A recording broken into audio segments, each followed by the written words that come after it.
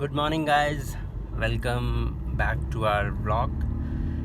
और today again I have left for office. और आज का दिन I hope motivating जाए because today is Saturday. I'm looking forward to Sunday of the single day. जिस दिन थोड़ा relaxing feel होगा because my Saturdays are working. Saturdays working is a very difficult thing to deal with because कि it's only the Sunday that you have.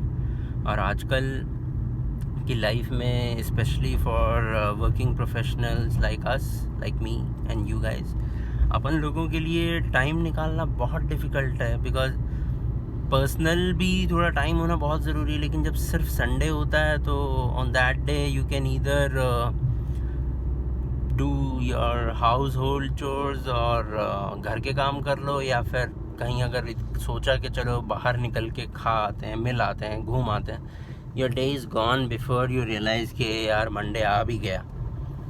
तो I think having working in a 5-day company is really satisfying compared to this because prior to this मैं 6 days working मैंने कभी किया नहीं है.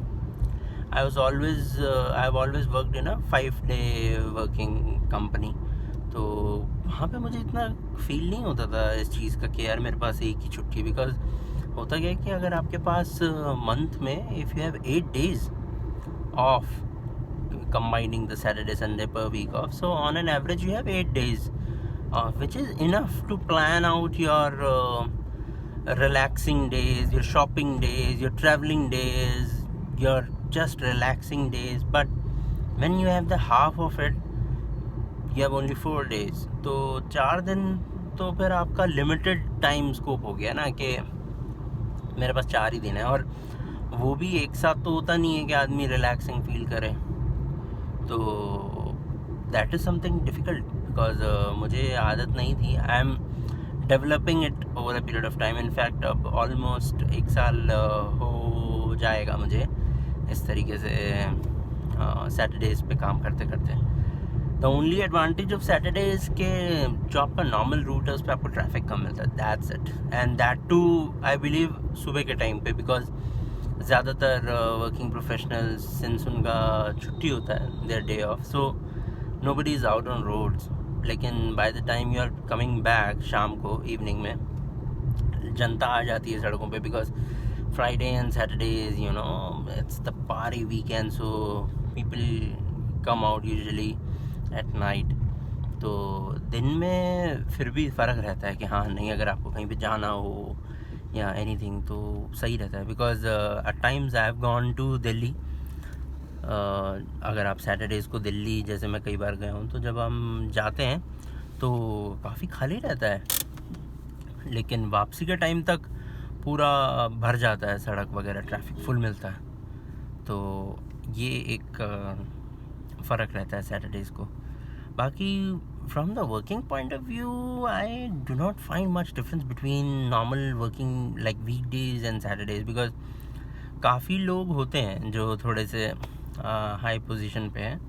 वो लोग शायद फिर भी थोड़ा छुट्टी ले लेते हैं, तो थोड़ा casual they have this approach कि नहीं चलो मंथ में 2 सैटरडेज ऑफ ले लिया या ये वो. बट एट माई लेवल, जिस लेवल पे मैं हूँ, वी कैन नॉट अफोर्ड. हमारा उतना है नहीं कि हम बोलेंगे नहीं हमें तो सैटरडे चाहिए छुट्टी, तो हम ले सकते हैं अपनी छुट्टियों में से. नहीं, क्योंकि हमारा बॉस ही आता है यार.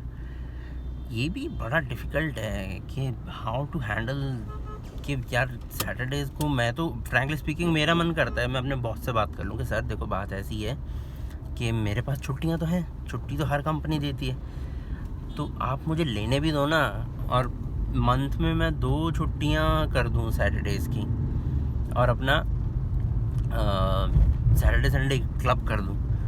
पर वही है यार, ये लोग लेने नहीं देते छुट्टी ना, क्योंकि ऐसा फील कराएंगे कि जैसे पता नहीं मैंने कौन सा फेवर मांग लिया. और ये भी बात है कि जैसे मैंने 1-2 बार छुट्टी ली भी है, तो आई डोंट नो बॉसेस कैसी कैटेगरी हो जाती है लोगों की कि मतलब वो गिना देते हैं यार बहुत आसानी से ना कि अरे अभी तो तुम्हारा वीकेंड भी हो गया था, छुट्टी भी ली थी, फिर भी काम नहीं हुआ। तो दैट अप्रोच भी वो फिर अच्छा नहीं लगता। फिर साला अगली बार लेता छोड़ो यार, नहीं मांगना, उसके मुंह कौन लगेगा। तो इससे बेटर है कि मैं चला जाऊँ ऑफिस, अपना जाके काम कर लूँगा, सर खपाई कर लूँगा। That is still better than अपने बॉस से पूछने के सर छुट्टी ले लूँ क्या। इससे कॉन्फिडेंस भी नहीं आता कि यार किसी और भी दिन लेने का। फिर लगता है कि ठीक है यार वैसे ही बोल दो फिर तो, sir I am not well. वो जो एक दिन वाली बीमारी होती है कि सुबह उठ के मैसेज कर दिया कि sir I am not feeling well today, the standard universal message that goes across. और अब उसमें कोई भी रीज़न हो सकता है, कौन बोलेगा कि क्या हो गया। तो पता नहीं, बहुत अजीब है। क्योंकि मैंने जैसे मेरे दोस्त लोग को देखा है, इनफैक्ट मैं भी पहले करता था, मैं तो ये बहुत ज़्यादा करता था जब मेरी पिछली कंपनी थी, कि जब अगर सैटरडे संडे जब भी ऑफ आता था तो I usually use to take either the Friday off और द मंडे ऑफ। 3 दिन बनाया और अपना 3 दिन के लिए निकल गए कहीं दिल्ली से। क्योंकि दिल्ली से तो खैर कहीं जाओगे, हिमाचल ही है हमारा तो ले दे के दिल्ली वालों का अपना, हम तो वहीं जाते हैं जी। एक दिन जाने में लगता है, एक दिन आने में लगता है, एक दिन स्टे करते हैं, सिंपल सा कॉन्सेप्ट है। तो ये मैं बहुत करता था उस टाइम पे, और मुझे लगता था कि ये करने से ना ऐसे मतलब somehow I used to regain that energy, कि मुझे फिर कंफर्टेबल लगता था rest of the week no. एक ऐसी फीलिंग आती थी कि या तो 5 दिन को मैंने और छोटा कर दिया, चाहे फ्राइडे हटा लो चाहे मंडे हटा लो, लेकिन ये कि मैंने 4 दिन कर दिया उसको वर्किंग। तो जब अच्छा उसमें बाय द वे, हाँ मैं रिस्पॉन्सिबल और सिंसियर प्रोफेशनल हूँ, तो मैं काम पूरे दिलो जान से करता था। जब ऐसा मेरे को होता था ना कि नहीं यार मेरे को छुट्टी पे जाना है या मैं छुट्टी पे होऊंगा उस टाइम पे, I will not be available in office, so I used to make sure कि मेरा काम पूरा होना चाहिए, ताकि मेरा बॉस फिर मुझे मना ना करे, या फिर कल को बॉस शुड नॉट रियलाइज़ कि अरे यार वो तो छुट्टी पे चला गया बिना काम किए। Sincerity of your work should not be impacted by your personal holiday or traveling plans, because ये मैंने रियलाइज़ किया था कि जब मैं छुट्टी वगैरह मांगता था तो my boss never used to say कि नहीं नहीं नहीं छुट्टी नहीं ना, because I had spent a lot of time firstly, and secondly मैंने तब कभी भी अपने काम के साथ कॉम्प्रोमाइज़ नहीं किया। अगर मेरे को कुछ लगता भी था कि यार ये 1% को हो सकता है कि इसकी वजह से काम अटक जाए, तो मैं नहीं जाता था ऐसे वीकेंड पे या कुछ भी। मैंने बहुत सैटरडेज़ भी लगाए हैं कि जहाँ पे मैं ऑफिस का काम करता था, अगर सैटरडे को चाहिए करना है तो करना पड़ेगा यार। तो लेकिन ये कि हाँ आपके बॉस को उस चीज़ की वैल्यू होनी चाहिए, ही शुड वैल्यू कि नहीं यार बंदा काम टाइम पे करता है, कोई पेंडेंसी नहीं रखता है, nobody is chasing you on your छुट्टी वाला दिन। That is very important, and I use to make sure कि यार ऐसा हो। लेकिन अब क्या है कि सिंसियरिटी तो वही है, करता तो वही काम हो, लेकिन अब बॉस बदल गया है ना कंपनी बदलने से, तो इनको नहीं है वो वाला कॉन्सेप्ट कि नहीं यार ये काम पूरा कर देता है टाइम पे या कम। यहाँ पे तो मतलब जिस कंपनी में मैं अब हूँ यहाँ पे तो हर रोज़ ही आपका टाइम लाइन है, you can not take off on any day because every day is important.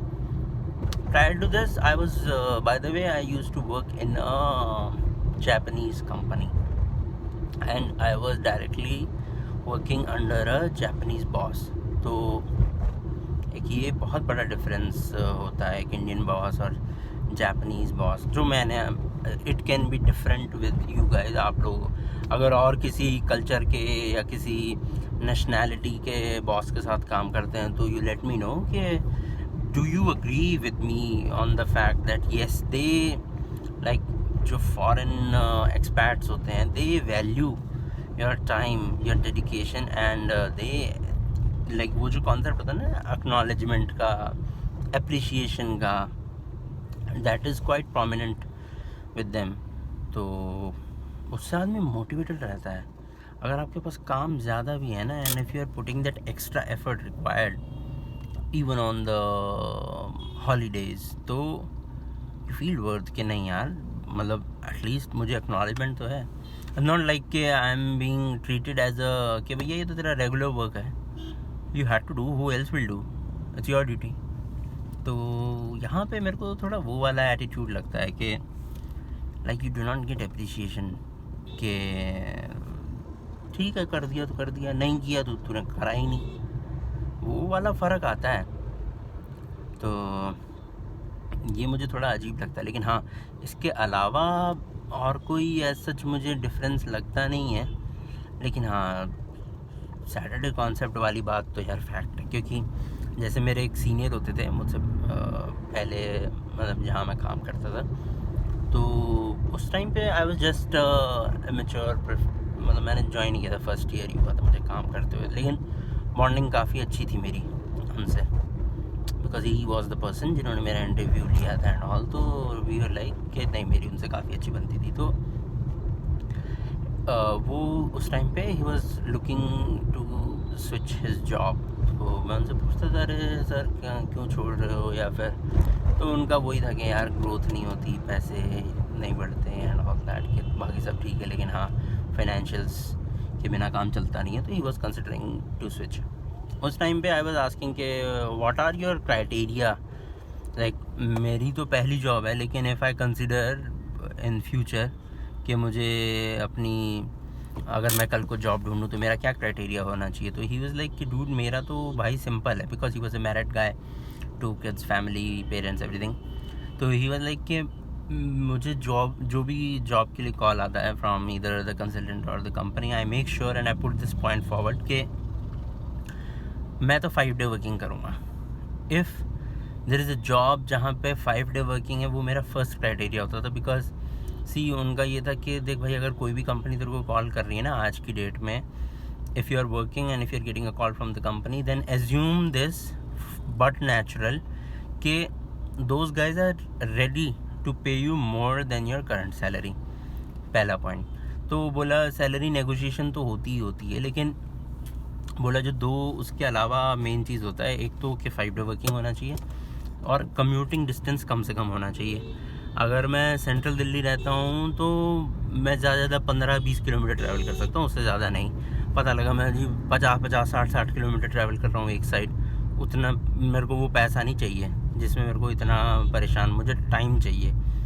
तो उनका रिक्वायरमेंट था कि मुझे 5 day वर्किंग होना चाहिए तभी मैं जाऊँगा। बोला because he use to tell me कि मुझे आता है कॉल किसी बड़ी बड़ी कंपनी से, बट उनका ये होता है कि हमारा तो जी 6 days वर्किंग है। तो बोले 6 days वर्किंग में तो मैं नहीं जाऊँगा। बोले क्योंकि ऐसी मौत नहीं फंसी है कि मैं अभी के लिए 6 day वर्किंग चूज़ करूँ। और ये मैंने, अरे यार किसी ने डंडा कर दिया भाई, हॉर्न मार मार के। ऐसी सालों को पता नहीं क्या जल्दी रहती है कि ट्रैफिक है, I am not flying and you also can not fly, लेकिन लोगों में समझ नहीं होती है। खैर what ever it is, irritating fellow. तो उनका क्राइटेरिया ये जो था कि मुझे तो 5 day वर्किंग चाहिए। मुझे तब लगता था कि यार इतना भी क्या फ़र्क पड़ता है, मतलब मुझे तो अगर कोई ज़्यादा पैसे दे देगा तो मैं तो चला जाऊँगा, लेकिन जब तक आप करो नहीं वो चीज़, तब तक आपको उसकी इम्पोर्टेंस समझ में नहीं आती है।